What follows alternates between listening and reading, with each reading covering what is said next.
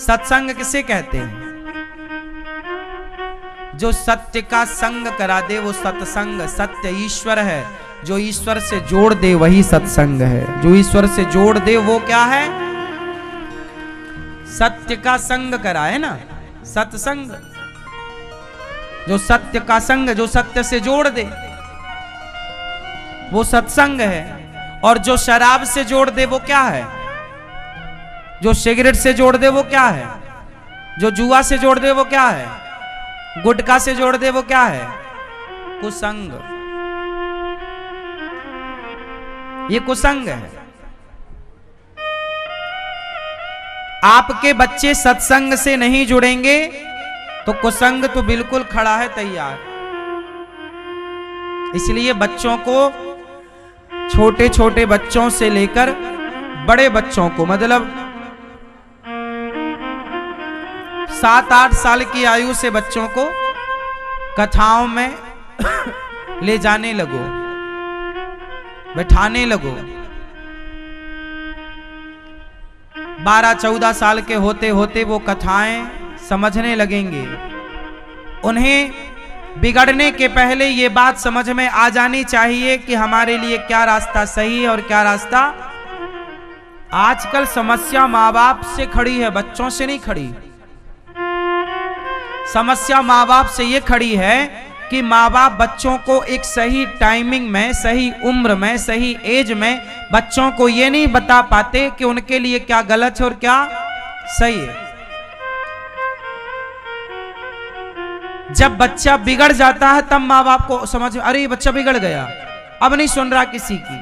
अब आप रोते हैं, फिर अब रोने से कुछ नहीं होगा। समय रहते बच्चों को पूजा कराते, सत्संग में लाते, भगवान के बारे में वो जानते, वो सही बात जानते। गुटखा खाना सही है कि गलत है ये बच्चों को 12 साल में सिखा दो। शराब पीना सही है कि गलत है ये बच्चों को 15 साल में समझा दो। नहीं समझाओगे, तुम नहीं समझा पाए तो तुम्हारा पड़ोसी समझा देगा कि यार एक पैक पीने में क्या जा रहा है, ये समझा देगा तुम्हारा पड़ोसी।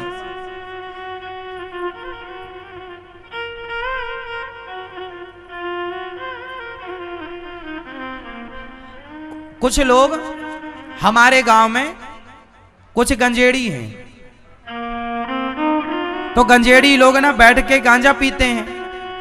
तो कुछ गांव के भले लोग भी जाके, मेरे जैसे कुछ लड़के जो मेरी उम्र के लड़के थे, वो जाके केवल वहां बैठने लग गए, वो पीते नहीं थे। रोका हमने कि भाई वहां ना बैठा करो, वो शराब, वो गांजा गंजेड़ी है। अरे महाराज हम थोड़ी पीते हैं, हम तो बस बैठते हैं। लो भैया, बैठे बैठे गंजेड़ी का क्या काम, गंजेड़ी ने बनाई चिलम। आज आपसे शुरू करेंगे। लो एक कसाप लगाओ, जरा अपना प्रसाद बनाओ।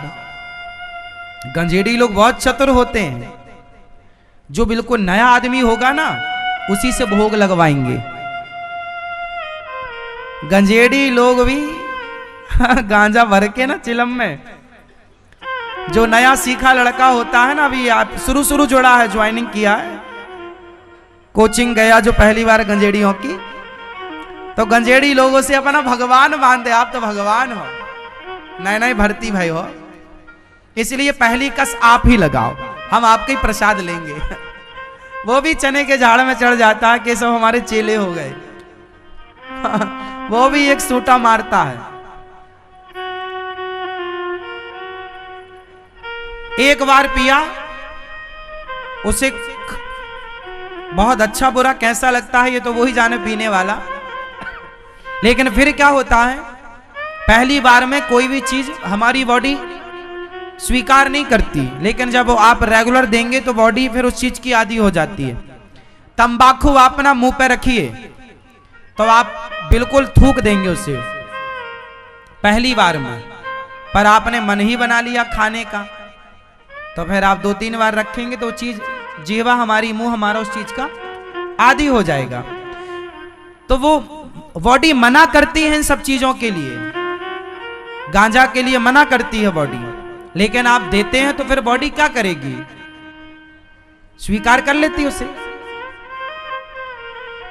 धीरे धीरे वो व्यक्ति जो बैठते थे वो बहुत बड़े गंजेड़ी बन गए। मेरी उम्र के बहुत सारे लड़के, मैं अपने गांव की बात बताऊं, मेरी आयु के लड़के जो मेरे संग पढ़ते थे, मेरी क्लास से 2 क्लास ऊपर सीनियर थे या कुछ 1 क्लास नीचे थे, गांजे की लत में बड़े बड़े गंजेड़ी बन गए।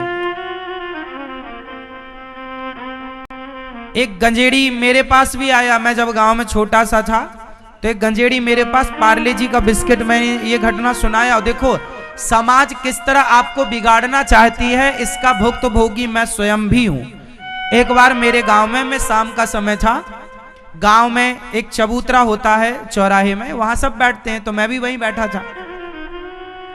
तो मेरी उम्र के कुछ लड़के, हम दोस्त लोग बैठे थे। तो हमारे गांव का एक बहुत बड़ा गंजेड़ी है, फेमस, बहुत बड़ा गंजेड़ी। वो गांजा कब से पी रहा है भगवान जाने, हम लोग जब से होश संभाले तब से उसे गांजा पीते ही देखते हैं। इतना बड़ा गंजेड़ी है कि पूछो मत।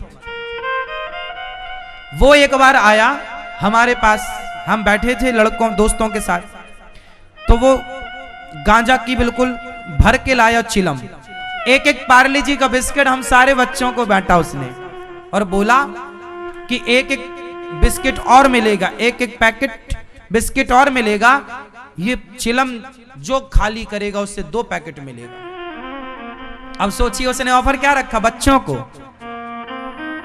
कि ये चिलम जो खाली करेगा उसे 2 पैकेट बिस्किट। बस उस समय हमारी आयु रही होगी 13 साल। सोचिए हमारे जो बगल में दोस्त था उसने उसकी शर्त स्वीकार कर ली, उसने चिलम चढ़ाई, उसने मारा एक, उसको 2 पैकेट दिया बाबा जी ने, उस व्यक्ति ने, जो भी था वो, उस व्यक्ति ने 2 पैकेट बिस्किट दिए और मैं उठ के वहां से भाग गया। मैंने नहीं ली उसके बिस्किट, उसके बिस्किट वहीं फेंक दिए, भाग गया मैं भाग गया तो आपके पास बैठा हूं, और वो लोग नहीं भागे तो आज बहुत बड़े गंजेड़ी बने हैं। ये अंतर है कि कोई आपके पड़ोस में पता नहीं कौन क्या चाह रहा है।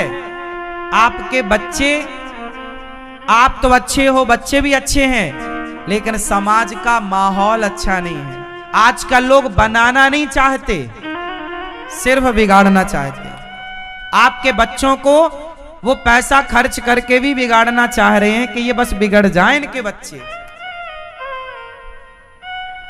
अब सोचिए वो बिस्किट खिला खिला के बिगाड़ रहा है। अब ये छोटे छोटे बच्चे, तो हम लोगों को उस समय क्या अक्ल थी बताओ, 13 साल 14 साल की आयु में क्या अक्ल होती। पीने लगते तो लोग आज बहुत गांजा पी रहे होते।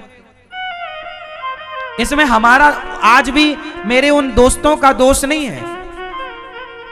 मैं गांव के लोगों से बोलता हूं कि इस आदमी को जूते की माला क्यों नहीं पहनाते तुम लोग, तो गांव के लोग नहीं जी नहीं जी, अब कौन बुराई मोल ले। तो फिर एक आदमी ने गांव के लगभग 95% गांव को बिगाड़ दिया। उस एक आदमी ने 95% गांव को बिगाड़ दिया।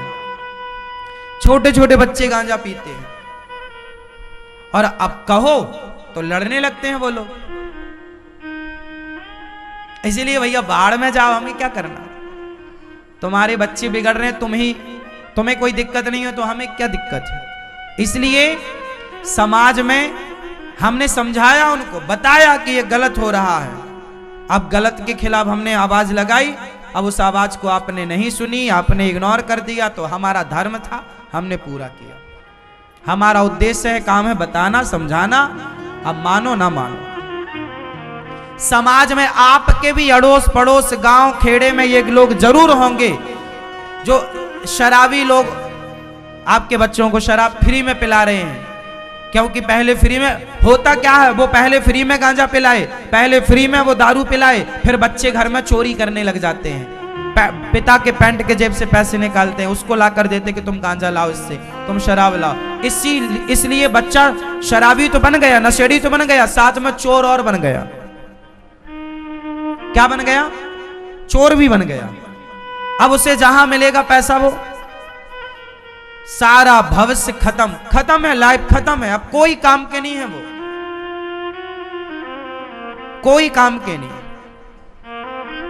अपने बच्चों की फीस नहीं भर पाएंगे वो, उनके बाप दादों की जो संपत्ति होगी उससे वो बच्चों की फीस भी भर रहे हैं, वरना उनकी ये औकात नहीं है, ये हैसियत नहीं है कि वो अपने बच्चों की 1500 रुपए या 2000 रुपए या 3000 रुपए जो महीने की बच्चों की फीस है वो भी भर सकें। ये स्थिति है आज समाज में नशा करने वालों की। इसलिए मेरी प्रार्थना है कि सत्संग से बच्चों को जोड़िए और बच्चों को लेकर थोड़ा सजग रहिए। जो आदमी जो लगे कि तुम्हारे बच्चे को लोग बिगाड़ रहे हैं, नशा की आदत डला रहे हैं, पता चल जाए तो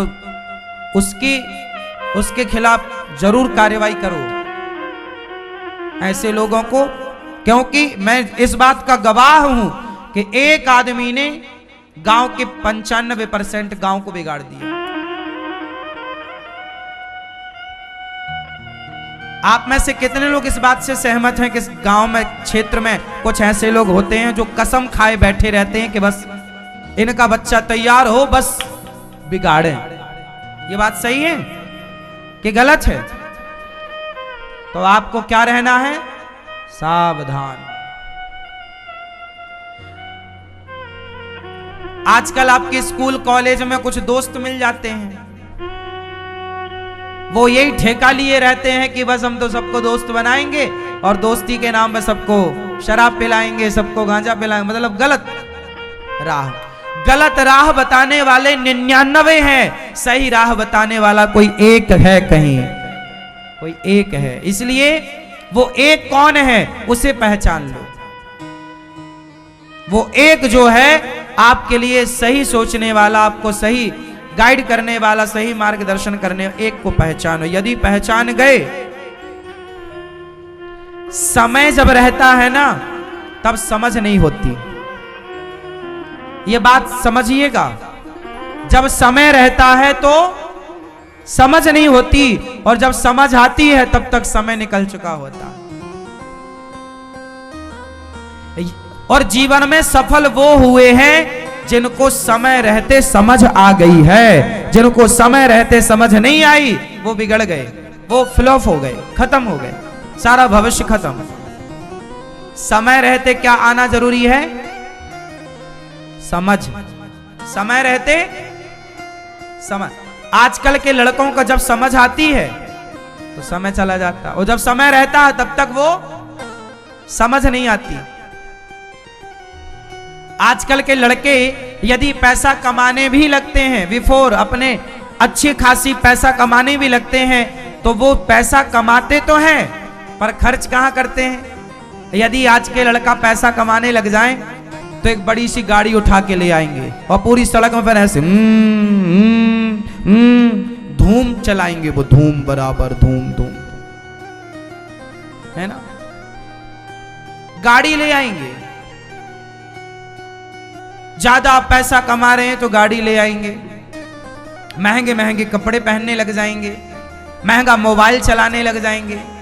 ये 2 कौड़ी के लड़के हैं, इन्हें ये नहीं पता मूर्खों को कि पैसे का सदुपयोग कैसे किया जाता है।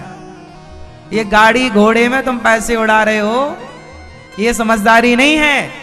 अरे पैसे कमाने लग गए हो तो पैसे से पैसा बनाओ, पैसे से पैसे को बढ़ाओ। उसे गाड़ी घोड़े में यूं बर्बाद, मतलब की गाड़ी है जिससे आपका काम चलना, बोलो। शौक में मर रहे हो। देखो, एक तो होती है जरूरत, मुझे गाड़ी की जरूरत है तो मैंने गाड़ी ली। एक आदमी गाड़ी जरूरत में नहीं ले, आजकल के लड़के गाड़ी जरूरत में नहीं लेते, शौक में लेते हैं, हाँ या ना? उसके पास गाड़ी है, मेरे पास भी, पापा गाड़ी दिलाओ, पापा गाड़ी दिलाए तो बेटा गाड़ी में चलेगा। मूर्ख हैं ये बच्चे। हमारे बाप ने तो हमें साइकिल नहीं दिलवाई और ठीक नहीं दिलवाई, अब समझ में आता है, अच्छा नहीं दिलवाई। जितना तुम्हें हथौड़ा पड़ेंगे ना, जितना तुम बर्दाश्त करोगे चीजों को, जितना तरसोगे, जितना तरसोगे। मैं हर चीज को तरसता था, कपड़ों के लिए। कपड़े मेरे साल में एक जोड़ी आते थे, बस एक साल में एक जोड़ी। जब तक पैंट में पीछे छेद नहीं हो जाए बड़े बड़े दो, तब तक पिताजी पैंट नहीं दिलवाते थे दूसरा। तरसते थे हर चीज के लिए। जूता, ये 2 महीने तो नंगे पांव चलते थे। जब पांव के छाले दिखाते थे पिताजी को, देखो ये, तब वो एक जोड़ी जूते दिलवाते थे। और वो भी 50 रुपया वाले, जो खेतों में पहन के जाना पड़ता था। गैया चराने के लिए जूते चाहिए, गैया चराते खेतों में, और जूते नहीं होते थे, नंगे पांव चलते थे। 10-5 कांटे तो लगे ही रहते थे 12 महीने पांव में। फिर कांटे की गुखरू बन जाती थी इतना बड़ा वो, तब दिखाते थे देखो ये बन गया, तब वो जूते लाते थे। तरसते थे चीजों को।